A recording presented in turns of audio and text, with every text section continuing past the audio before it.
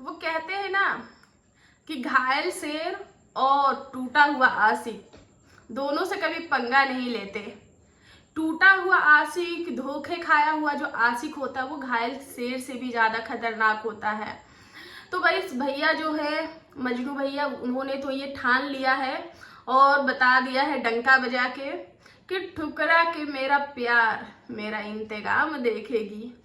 तो और ये दोनों जो भाई बहन की जोड़ी है, नहीं नहीं नहीं, ये मजनू और लैला वाले भैया बहन नहीं, वो जो ब्लड रिलेशन वाले भाई बहन की जोड़ी है, सो कॉल्ड भाई और सो कॉल्ड बहन की जो जोड़ी है, वो तो भैया बंटी और बबली की जोड़ी निकली भाई।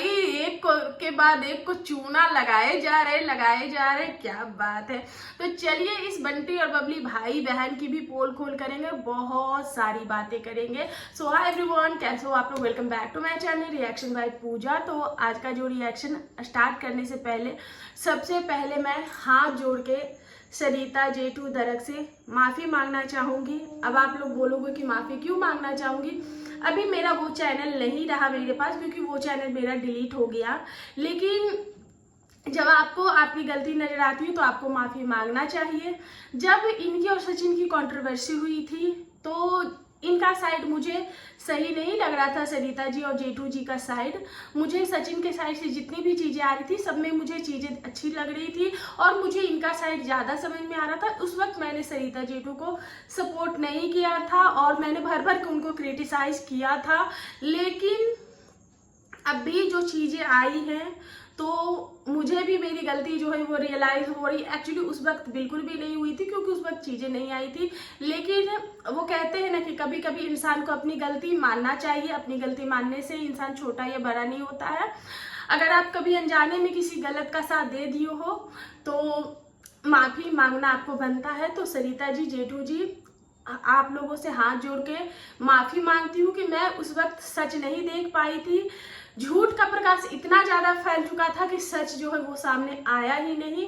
और ये मेरी गलती है कि उस वक्त मेरे से ये गलती हुई है, चाहे वो जानबूझ के हो या अनजाने में हुई हो, गलती हुई है। तो मैं आप लोगों से माफी मांगती हूँ। अगर आप लोगों तक मेरी ये वीडियो जाती है तो प्लीज एक कमेंट करके अपनी राय, क्योंकि मुझे पता है कि आप माफ करोगे, क्योंकि आपका दिल बहुत बड़ा है, मुझे पता है। लेकिन माफी मांगना मेरा फर्ज है तो मैं आपसे माफी मांगूंगी।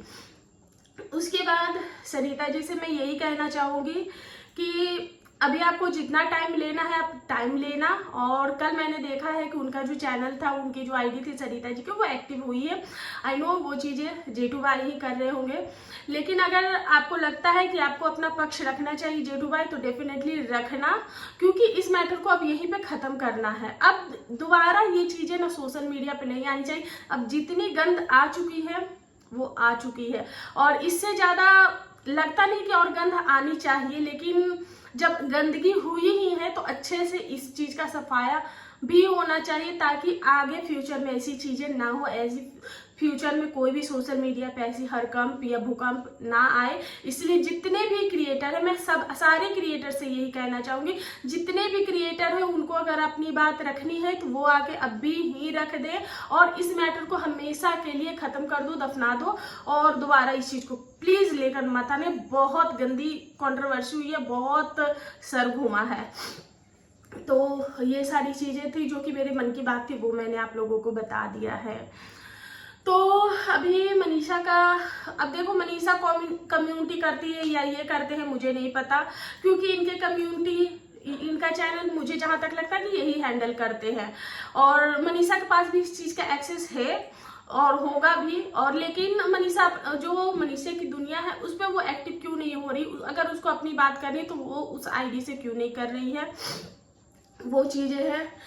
इंस्टाग्राम पे मनीषा के कुछ ऐसे दिल टूटे हुए से गाने हैं जो कि उसने पहले बना रखे हैं, वैसी वैसी वीडियोस वो आजकल डाल रही है। लोग ये बोल रहे कि ये वीडियो डालने का टाइम है, ये ऐसे है फिर वैसे। यार वो अपनी फीलिंग्स आप लोगों के साथ उस गाने के जरिए शेयर कर रही है। अभी कल उसने अपने पापा के साथ एक वीडियो डाला था और जो ये है कि ये वाला जो सॉन्ग है, बचपन में रहनी तोहर गोदी के खिलौना, धूरा माटी खेली पापा तोहरे अंगनवा, वो वाला शायद गाना था। और मैं उस गाने को देखकर ना, मतलब कि वो गाना ऐसा है ना कि आप देखो तो आंसू तो निकलना भैया तय है। तो बस इमोशनल हो गई है और क्या। तो चलिए, ये सारी बातें तो हो गई है। तो मनीषा शायद हो सकता है तो आज लाइव आ सकती है, और भाई साहब का पता नहीं, भाई साहब भोपाल गए हैं या नहीं गए हैं, वो सारी बातें पता नहीं। लेकिन भाई साहब का एक वीडियो जरूर आया है, और उस वीडियो में भैया ने ये जो बंटी बबली भाई बहन है उसका जो है वो अच्छे तरीके से पोल खोल किया है। वैसे पोल खोल तो करूंगी, पर एक चीज मेरे मन में बहुत जोर जोर से आ रही है जब मैंने ये वीडियो देखा तो, कि मोहतरमा जो है वो महल के पीछे काफी ज्यादा भागती हैं। एक ऐसा रिश्ता बनाया मोहतरमा ने, भाई बहन का इतना पवित्र रिश्ता, चाहे भाई बहन मुंह बोले हो या कुछ भी हो, भैया भैया ही होता, भैया कुछ भी नहीं हो सकता। लेकिन इन मोहतरमा को उस महल से इतना ज्यादा प्यार हो गया कि ये उस भाई बहन के रिश्ते को भी कलंकित करने को पूरी तरीके से तैयार हो गई, और कलंकित किया भी, और इतनी गंदे तरीके से किया कि भाई साहब। तो और इनको महल से इतना प्यार हो गया कि इन्होंने भाई बहन के रिश्ते को तो बर्बाद किया है, खत्म किया है, लेकिन इन्होंने जो अपना लाइफ पार्टनर चुना वो भी महल। वाह वाह, सुमित महल। यानी कि मोहतरमा को महलों से काफी ज्यादा प्यार है, पर वो कहते हैं ना कि जिसकी किस्मत में जितनी होती है उतनी ही मिलती है।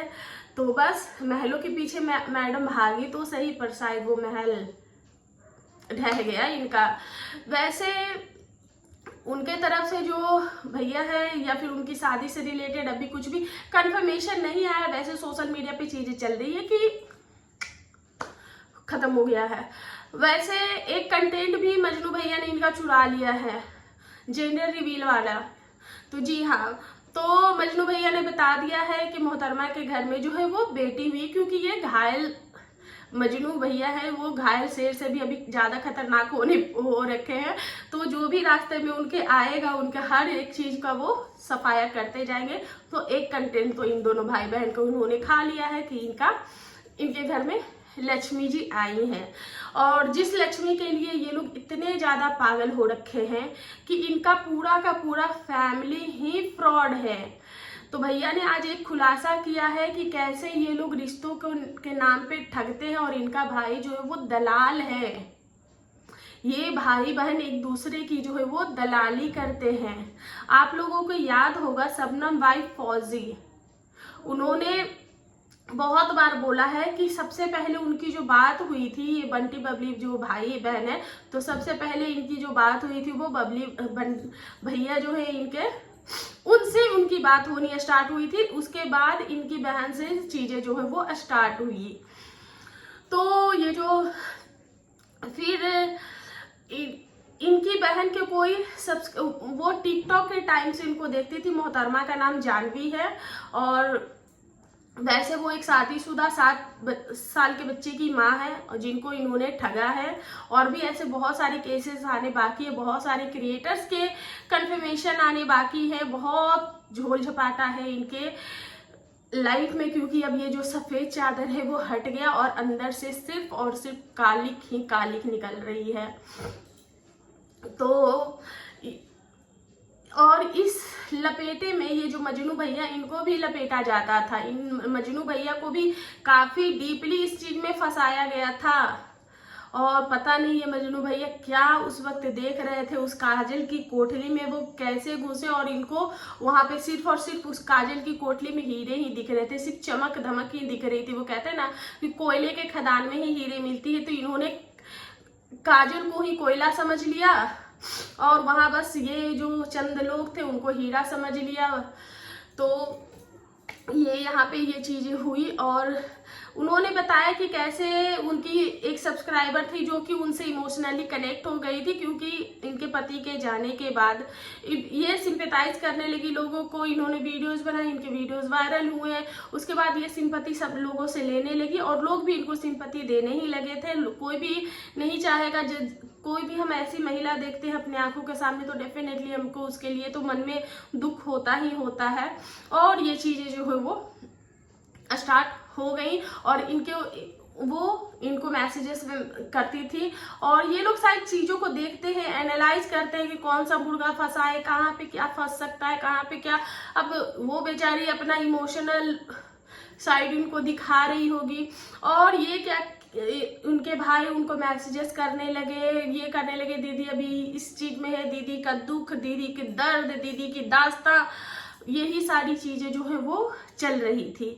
तो उस बीच इनके भाई की फिर पर्सनल कॉल भी होने लगी। मैं ऐसी जो लड़कियां होती, मैं कभी भी, मेरे बहुत सारे क्रिएटर फ्रेंड बने हैं मेरे सोशल मीडिया पे, बहुत पुराने हैं, 5-6 साल पुराने भी क्रिएटर फ्रेंड है, लेकिन मैंने कभी भी, किसी ने मुझे अपना नंबर दिया भी था जो कि इनकी भी बहुत बड़ी फैन थी, और मैंने उनसे नंबर लिया नहीं। मैं इनफैक्ट मैंने उनको मना किया कि भैया आप मुझे अपना नंबर मत दो, आप मेरे पे कैसे ट्रस्ट कर सकते हो, मेरे पे ट्रस्ट मत करो, क्योंकि मैं नंबर एक्सचेंज नहीं कर सकती।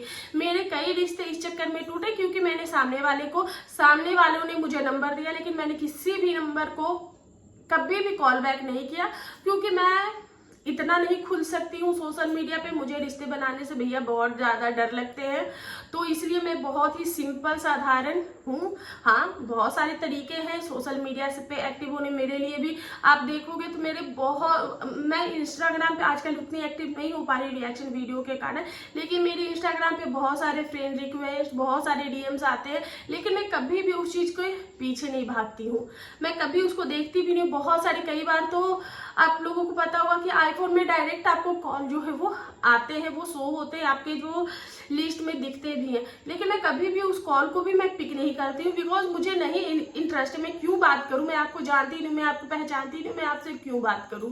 तो मेरा ये फंडा होता है। तो मैं ऐसे जो भी लोग इमोशनली फंसते हैं या फिर इस तरीके की चीजें, मैं बोलना चाहूंगी, बहन आपका खुद का घर परिवार है, आप की जो रियल लाइफ में जिंदगी है वो देखो। ये सोशल मीडिया लाइफ ना एकदम एक भूल भुलैया सा हो रखा है, इस पे प्लीज ट्रस्ट मत करना जो भी है।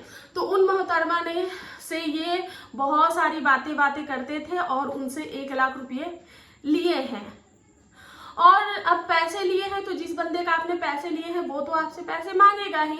अब उसको 18,000 रुपये जो है वो दिया गया है, और उसने बोला है कि मेरे पास बैंक का ट्रांजैक्शन है, क्योंकि मैंने बैंक से वो पैसे दिए, मैंने वो पैसे ऑनलाइन पेमेंट किए हैं, मैंने कैश नहीं दिए हैं, तो उसके पास वो प्रूफ भी है। अब ये लोग क्या करेंगे, अब उसको तो फंसाना है ना भैया, तो उसको धमकियां देनी, क्योंकि इनको तो पैसे वापस नहीं करने, इनको धमकियां देनी है। अब धमकियां कैसे दे सकते हैं, उसको बोला गया, उसको पहले तो उसको झांसे में लिया गया, दीदी बहुत दुखी है, दीदी के साथ ये हो गया, चाचा जी ने ये कर दिया, हम लोग रेंट के घर पे आ गए, हम लोगों ने ये किया वो किया, फलाना ढिमक्का, ब्ला ब्ला ब्ला ब्ला, दुखड़ा सुना के उसको अपने झांसे में लिया। उसके बाद अब उसके लिए प्रूफ इकट्ठा करना है, तो उससे वो जोमेटो से खाना मंगवाते थे कि भैया भूख लगी है, गैस नहीं है, खाने नहीं है, पैसे नहीं है, एक काम करो प्लीज स्विगी कर दो, प्लीज जोमेटो कर दो। अब वो प्रूफ होंगे ना कि ये बंदी तो मेरे लिए खाना भिजवाते थे, इस बंदी को मेरे लिए खाना भिजवाने की या ये करने की क्या जरूरत थी। तो भैया ये उसकी गर्लफ्रेंड है, देखो वो उसकी गर्लफ्रेंड है, तभी तो उसको खाने भेज रही, पैसा भेज रही, वरना कोई किसी को आज के जमाने में तो फूटी कौड़ी ना दे। अब मोहतरमा तो इमोशनल वीक पढ़ के हो गई थी, ये फंस गई थी, और खास करके एक मैरिड वुमेन। तो वो मोहतरमा जो थी वो प्रेग्नेंट थी, और उन्होंने अपनी प्रेगनेंसी जर्नी के लिए वो पैसे मांगने स्टार्ट किए। तो इन्होंने बोला कि देख, तो मेरे से नहीं, दीदी से बात करो। तब दीदी परेशान नहीं थी, तब दीदी जो है वो बिल्कुल बिंदास हो गई थी। तो वहां पे अब भाई नहीं संभाल सकता था चीज को, तो बहन को आगे किया। तो बहन आती है, बोलती है देखो ऐसा है कि मेरे पास पैसे नहीं है, अगर तुमने मेरे से ज्यादा छू चपाट किया या कुछ भी किया, मैं तुम्हें सोशल मीडिया पे करूंगी बदनाम, क्योंकि तू भी रील वगैरह तो बनाती ही है, तू भी चीजें तो करती ही है, तो मैं तुम्हें करूंगी सोशल मीडिया पे बदनाम, और तेरा डिवोर्स करवाऊंगी बेटा, क्योंकि तुमने पैसे दिए हैं, तुमने जोमेटो से ऑर्डर किए, मेरे भाई से घंटों घंटों बातें करती है। तो इन्होंने ट्रैप में लिया था, उस मोहतरमा को फंसा, और 2021 में या कब 2021 में ही शायद बोला कि इन्होंने उनको 1 लाख रुपए दिए हैं, जो पैसे इनको आज तक नहीं मिले हैं। और साथ में जेसिका गुप्ता का भी नाम आया है, जिसमें उन्होंने बोला है कि जेसिका दी मतलब इनको बहुत तरीके से इमोशनली ब्लैकमेल करके, इमोशनली क्या बोलते हैं कि इमोशनली कमजोर कर दो और इंसान का भरोसा जीत के उससे पैसे ले लो कि जेसिका दीदी के साथ ये हो गया, उनके साथ बिजनेस किया था, फलाना ढिमक्का जो भी चीजें थी। तो इसी वजह से जेसिका गुप्ता का भी शायद इनसे चीजें जो है वो खत्म और खराब हुई है। प्लस अपने परिवार की बुराइयां, चाचा जी ने ये किया, फलाना ढिमक्का, ऐसी ऐसी चीजें करके ये जो है वो दोनों बंटी बबली भाई बहन, तो ये दोनों भाई बहन एक दूसरे को जो है वो सपोर्ट करते हैं। भाई जब भाई किसी को लूटता है तो बहन उसके लिए ये करती है, जब बहन किसी को बकरा बनाती है, जैसे कि भाई ने उस मोहतरमा को बकरा बनाया और बहन जो है वो बड़ा सा मुर्गा फंसा के रखी हुई थी सचिन को। तो और जब बहन पे बात आई है तो भाई इतना चौड़ में आके बोल रहा है कि मेरी बहन की गलती नहीं, मैं अब भी ऐसे ऐसे ऐसे ऐसे जो है वो चीजें जो है वो इनको गलत साबित कर दूंगा। लेकिन वो कहते हैं ना, सच जुबान पे आ जाती है। और वो इतने तेज में वो लाइव किए थे और उनके मुंह पे कब सरस्वती बैठ गई उनको खुद को भी नहीं पता चला कि इन लोगों ने जो ट्रैप बिछाया हुआ था वो कैसे। और कल मैंने अलका दी की थोड़ी सी लाइव देखी, उसमें वो बहुत ज्यादा रो रही थी। और सच्ची बताओ ना तो वो सच में बेवकूफ है जो ऐसे वो फंसती है, उसको अब बहुत सोच समझ के चीजें करनी चाहिए। वही नीतू दीदी के लिए बहुत सारे लोग जो है वो सपोर्ट दिखा रहे हैं, हर कोई नीतू दीदी के सपोर्ट में आए। कल सचिन भी नीतू दीदी के सपोर्ट में बोला, कल शबनम भाई फौजी हैं, वो खुद भी अभी परेशान है अपनी भाई की हेल्थ को लेकर। तो फिर उन्होंने भी एक कम्युनिटी पोस्ट डाली कि नीतू दी के बारे में कुछ नहीं बोलना है, क्योंकि नीतू दी इन सब चीजों से बहुत ज्यादा दूर है। जितने भी क्रिएटर हैं, जो भी लोग हैं, वो इन सब से जो है वो नीतू दी को अच्छा बता रहे हैं, नीतू दी को के लिए सपोर्ट दिखा रहे हैं। उसके बाद पंकज प्रसून जो है, जो सचिन के बहुत ज्यादा करीब है, उनका भी एक कम्युनिटी आया कि कुछ ऐसे लोगों से मेरा रिश्ता जो है वो सदा के लिए खत्म हो गया है, क्योंकि हम ऐसे लोगों से आगे चल के रिश्ता जो है वो हम नहीं रखना चाहेंगे। और बहुत सारी चीजें आई है सोशल मीडिया पर, और भी मैं कुछ भूल रही हूँ क्योंकि बहुत सारी चीजें हो जाती है यार, दिमाग में एक साथ कितनी चीजें बैठाए। हाँ, वैसे सचिन ने कल बोला भी था कि ये जो मोहतरमा है इनको वो 2-2 लाख रुपए हर महीने ट्रांजेक्शन करेंगे, हर महीने इनको देंगे और इनको फाइनेंशियली जो है वो स्ट्रॉन्ग बनाएंगे, क्योंकि इन लोगों ने पता नहीं कितनों का गमन किया, कितनों का घपला घोटाला किया हुआ है। और बहुत मतलब कि ये लोग जितने ऊपर दिख रही है, पूरी की पूरी फैमिली जो है वो गोलमाल झोलमाल ही है। तो यही सारी चीजें हैं। वैसे देखते मनीषा आती है लाइव में तो मनीषा क्या अपना पक्ष रखती है, क्या बोलती है। और ये दोनों भाई बहन जो है वो अपना कौन सा हथियार तैयार करके लेकर आते हैं, क्योंकि अभी तक तो इनका कुछ भी अता पता, और ये हो चुके हैं अभी फिलहाल लापता। तो बस यही सारा था जो कि अभी तक सोशल मीडिया पे आई है। इसी के साथ अपना ये रिएक्शन एंड करते हैं, क्योंकि बहुत सारी चीज़ें होती है, बहुत सारी चीज़ें हम भूल भी जाते हैं, माइंड से स्लिप हो जाती है। आप लोगों को अगर कुछ याद हो तो प्लीज़ कमेंट करना, तो उसके रिगार्डिंग मैं वीडियोस बनाऊंगी। और अभी तो इतने टॉपिक्स हैं कि हम भूल जाते हैं कि कौन कौन से टॉपिक्स जो है वो हम पिक करें। तो बस इसी के साथ अपना ये रिएक्शन एंड करते हैं। मिलते हैं नेक्स्ट रिएक्शन में, तब तक के लिए बाय।